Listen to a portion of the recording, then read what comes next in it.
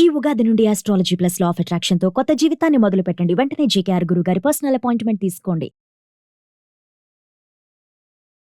నమస్కారం.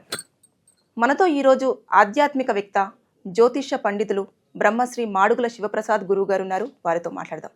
నమస్కారం గురుగారు. ఆశీర్వచనం తల్లి. గురుగారు, మార్చి 29న షష్టగ్రహ కూటమి రాబోతుంది.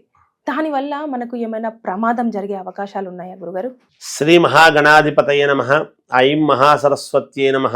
శ్రీ లలితాంబికాదేవియే నమః.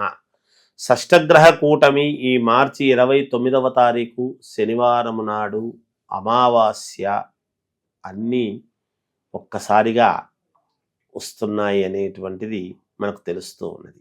అయితే గతంలో ఒక్కసారి ఇట్లాంటి షష్టగ్రహ కూటమి అనేటువంటిది వచ్చినప్పుడే మనకు కరోనా అనేటువంటిది ఒకటి కొత్తది చూసాం.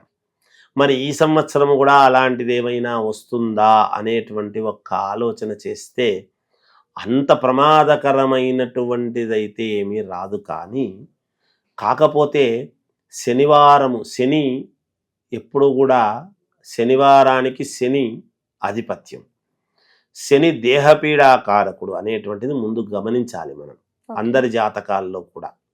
అందుకని ఈ శని కూడా కుంభము నుండి స్వక్షేత్రము నుండి కూడా మీనములోకి రావటం, అలా మిగతా గ్రహాలు కూడా అక్కడ ఉండటం, రాహు బుధుడు చంద్రుడు అందరు అక్కడే ఉండటం అనేటువంటిది జరుగుతూ ఉన్నది.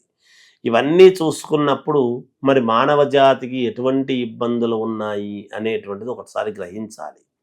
ఒక షష్టగ్రహ కూటమి అంటే ఏముంది లేని మనం చాలా తోసి పారేస్తుంటాం ప్రతిదీ కూడా. అయితే అమావాస్య నాడు మనస్సుకు మనఃకారకుడైనటువంటి ఇది చంద్రుడి యొక్క ఇది అమావాస్య అనేటువంటిది శనివారము అమావాస్య అక్కడ జరుగుతూ ఉన్నది. అందువల్ల ఈ ఎట్లా ఉంటుంది అంటే కొన్ని ఇబ్బందులుగానే ఉంటాయనే చెప్పాలి అందరి జీవితాల్లో కూడా కొంతవరకు ఈ షష్టగ్రహ కూటమి అనేటువంటి ప్రభావం చేత. అయితే వాటిని ఎలా అధిగమించాలి, మనము ఏమి చేసుకుంటే మేలు అనేటువంటి దాని దగ్గరికి వెళతాం. ఎందుకు? అక్కడ రవి సూర్యుడు అక్కడే ఉండిపాయ, బుధుడు బుద్ధికి సంబంధించినటువంటి మనం ఏ నిర్ణయం తీసుకున్నా వాడు అంతా మంచివాడే, వాడు కొంచెము బుద్ధే వక్రం అంటూ ఉంటాడు. అంటే బుద్ధి వ్యాపారకారకుడు బుధుడు, పండితుడు మన పాండిత్యాన్ని ఏమి చేయనీయకుండా చేస్తాడు అక్కడ ఉండేటప్పటికీ. తర్వాత రవి వెలుగునిచ్చేటువంటి వాడు అక్కడున్నాడు, అమావాస్యతో కూడి అక్కడ మన అమావాస్య నాడు మీనంలో ఉంటున్నాడు. రాహువుతో కలుస్తున్నారు అందరూ కూడా. అందరూ రాహువుతో కలిస్తే అర్థం ఏమిటి? మనం ఏం చెప్తున్నాము? మామూలుగా గురు చండాల యోగం, గురువు రాహుతో కలిస్తే గురు చండాల యోగం అంటున్నాం. మరి అన్ని గ్రహాలు చండాలం పట్టినట్టే కదా. అప్పుడు చండాలం అంటే ఏమిటి అంటే అవి చూపించేటువంటి యోగాలను ఏ గ్రహం అయితే మంచి యోగం చూపిస్తుందో ఆ యోగాన్ని చూపించకుండా రాహువు అడ్డం పడడం. అందుకే కదా ఉదాహరణకు సూర్యగ్రహణము అంటే సూర్యుడికి రాహు అడ్డం వచ్చినాడు కాబట్టి సూర్యగ్రహణం అంటే ఆ వెలుగును తోసేస్తున్నాడు. అలాగే చంద్రుడికి అడ్డం వస్తే రాహువు చంద్రగ్రహణం. అందుకు కదా రాహువు యొక్క ప్రభావం, రాహుకేతువుల యొక్క ప్రభావం ఎంత తీవ్రంగా ఉంటుంది అనేది ఒక్కసారి ఆలోచన. మంచి కూడా జరుగుతాయి, మంచి కూడా చేస్తారు. రాహు ఒక్కసారి అనుకుంటే పాతాళ లోకంలో ఉండేటువంటి వాడిని ఆకాశానికి కూడా ఎత్తుతాడు రాహు. ఆకాశంలో ఉండేవాడిని పాతాళ లోకానికి పడేస్తాడు. అది వాళ్ళ జాతకము లగ్నాన్ని బట్టి. అంటే ఏదైనా ప్రత్యేకమైన రాశుల వారికి ఇబ్బంది కలిగే అవకాశం ఉందా గురుగారు? అంటే ఇప్పుడు మామూలుగా ఈ మీనరాశిలో ఏర్పడబోతూ ఉన్నాయి కాబట్టి మీనరాశి వాళ్లకు అనుకూలాలు ఉన్నాయి, కొన్ని ఇబ్బందులు ఉంటాయి. అలాగే మీనానికి 2వ ఇంట్లో మేషం అవుతూ ఉన్నది. మేషరాశి వాళ్లకు మీనము వ్యయం అవుతుంది. కాబట్టి అలా కొంతమందికి మేషరాశి వాళ్లకు చిన్న ఇబ్బందులు కొంచెం ఇలా ఒకరికి ఏమిటి అని ఇలా చుట్టూ తిరుగుతూ మనం వస్తే 12 రాశుల వాళ్లకు కూడా ఎవరికైనా ఏమైనా సరే ఏర్పడబోతున్నది ఏమిటి అంటే షష్టగ్రహ కూటమి. ఈ 6 గ్రహాలు అక్కడ ఏర్పాటు ఎప్పుడైతే అవుతూ ఉన్నాయో వీటి వలన మిగతా గ్రహాలు ఏమున్నాయి, ఇంకా 3 పక్కన ఉండేది. అందుకని ఈ సంవత్సరం 6 పాపగ్రహాలు 3 పుణ్యగ్రహాలు అయినాయి. 6 పాపగ్రహాలు అయినాయి ఈ విశ్వావసునామ సంవత్సరము మరుసటి రోజు. 3 మంచి గ్రహాలు అయినాయి. ఇక్కడ 6 గ్రహాలు ఇక్కడ ఏర్పడి షష్టగ్రహ కూటమి అనేటువంటిది ఏర్పడడం వలన అందరి జీవితాల్లోనూ మేలు జరగాలి అంటే పరిహారం ఏమి చేసుకుంటే వీళ్లకు యోగం ఉంటుంది అంటే అమ్మ నేను చెప్తాను చూడ, అందరూ కూడా నవధాన్యాలు దానం ఇవ్వటము. 6 గ్రహాలు మిగిలిన 3 కదా, వాటిని ఎప్పుడు కూడా మనము నవగ్రహాలను ఎప్పుడు కూడా ఒకే పానమట్టంలోనే చూస్తాం, పక్కన చూడడానికి లేదు. మిగతా గ్రహాలు మంచిగా ఉన్నాయి కదా, మిగతా గ్రహాలకు సంబంధించినటువంటి ధాన్యం మేము ఎందుకు ఇవ్వాలి అని అనుకోవచ్చు. అట్లా కాదు, మనకు మేలు జరగాలి, మనకు అన్ని రకాల యోగం జరగాలి అని అనుకుంటే అందరూ కూడా ఎవరైనా ప్రతి వాళ్ళు కూడా ప్రతి రాశి వాళ్ళు కూడా అన్ని రాసుల వాళ్ళు మనకు మేలు జరగాలి అని అనుకుంటున్నప్పుడు ఏం చేయాలి అంటే నవధాన్యాలు కొని దానము ఇవ్వటం అనేటువంటిది చాలా శ్రేయోదాయకమైన విషయం. ఏది శక్తి లేని వాళ్ళు, శక్తి ఉన్నటువంటి వాళ్ళు నవగ్రహ పూజ చేసుకొని నవగ్రహ హోమము చేసుకుంటే మరీ మంచిది. చేసుకోవాల్సినటువంటి విధానము ఇది తెలుసుకోవాలి. అంటే ఒక్కసారి చేసుకుంటే సరిపోతుంది, ఒకసారే చేసుకోవాలి. అలా చేసుకుంటే మేలు జరుగుతుంది. ఆ రోజే చేసుకుంటే మంచిది. ఆ రోజు తర్వాత అయినా ఎప్పుడో ఒకసారి చేసుకోవచ్చు వెంటనే.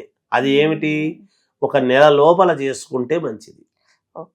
ఎప్పుడైనా కూడా పద్ధతి ఉంటుంది కదా, ఒక 27 రోజుల లోపల చేసుకోవాలి. ఈ షష్టగ్రహ కూటమి ప్రభావం అనేటువంటిది 27 రోజుల లోపల ఎప్పుడైతే చేసుకుంటారో ఆ రోజే చేసుకుంటే మంచిది.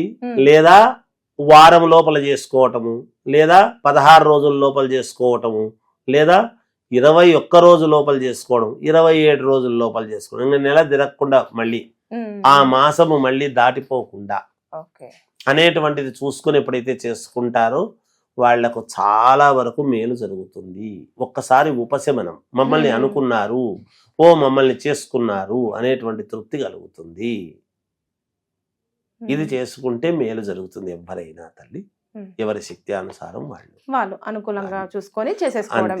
నవగ్రహ హోమము శక్తి ఉండేటువంటి వాళ్ళు, శక్తి ఉన్నా కూడా హోమం ఏం చేస్తాంలే, ఏముందిలే, మనం చేయగలిగింది ఏం లేదు.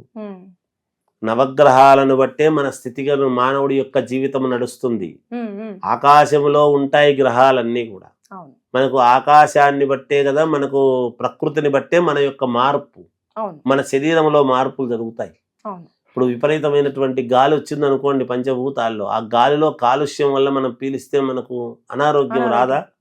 వస్తుంది. ఛాయ పైన ఇది పడేటువంటి ఎప్పుడు కూడా గ్రహాల యొక్క ఛాయ ఎప్పుడైతే మనకు వాతావరణం ఎప్పుడైతే ఆకాశంలో మార్పు జరుగుతుందో మనలో కూడా మార్పులు వస్తాయి ఖచ్చితముగా.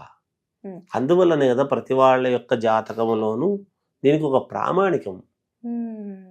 అందుకని పుట్టుక అనేది ఎప్పుడైతే ఉందో ఆ యొక్క ప్రభావము గర్భములో ఉన్నప్పటి నుంచి బయటపడిన తర్వాత కూడా మళ్ళీ జీవి కాలంలో కలిసిపోయేంత వరకు గ్రహాల మీదనే ఆధారపడి ఉంటుంది. కాబట్టి తప్పకుండా నవగ్రహాలకు సంబంధించినటువంటి పూజ చేసుకొని తీరాలి. నవగ్రహ హోమం చేసుకోవాలి. శక్తి ఉన్న వాళ్ళు చేసుకోవాలి, శక్తి లేని వాళ్ళు ఆ తీసుకుపోయి దానం ఇవ్వటం అనేటువంటిది చేసుకుంటే అందరికీ మేలు జరుగుతుంది. అందరికీ మేలు జరగాలనే ఈ తాపత్రయం.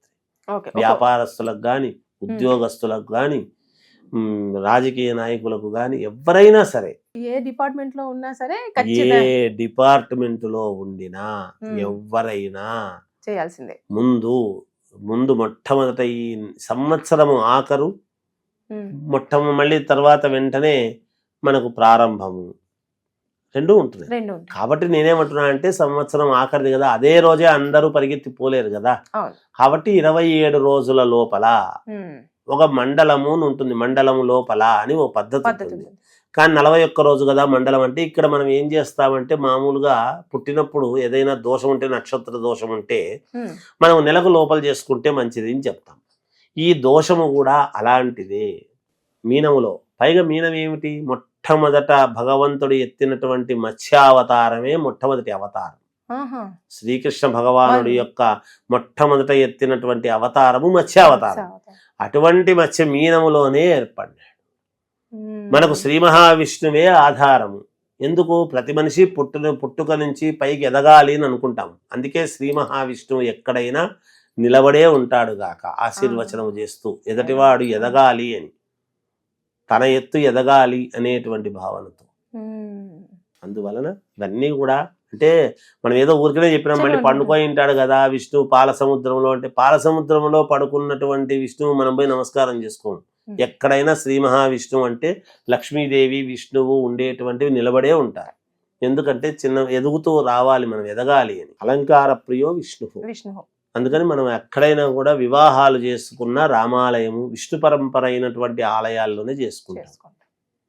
ఎక్కడ శివాలయాల్లో పెళ్లి చేసుకోమి, రామాలయము కానీ లేదా గణపతి ఆలయం కానీ అమ్మవారి ఆలయాలు కానీ ఇట్లాంటి చోట మనం చూసుకొని చేసుకుంటాం. శ్రీ వెంకటేశ్వర కళ్యాణ మంటపము అని ఇట్లా మనం కృష్ణుని దేవాలయాలు ఇట్లా దేవాలయాలను మనం ఎక్కువగా ఆ మండపాలను చేసుకుంటాం మనం. అందువల్ల అది తల్లి దాని యొక్క ప్రామాణికం. షష్టగ్రహ కూటమి వల్ల మనకు ఎంతవరకు ఇబ్బందులు ఉన్నా కూడా మనం ఈ యొక్క పూజ అనేది నవగ్రహ పూజ ఆరాధన చేసి నవగ్రహ హోమం చేసుకుంటే మేలు జరుగుతుంది. అంటే జరగబోయే ఇబ్బందులను కొంచెం తొలగించుకున్న వాళ్ళం అవుతాం. జయం.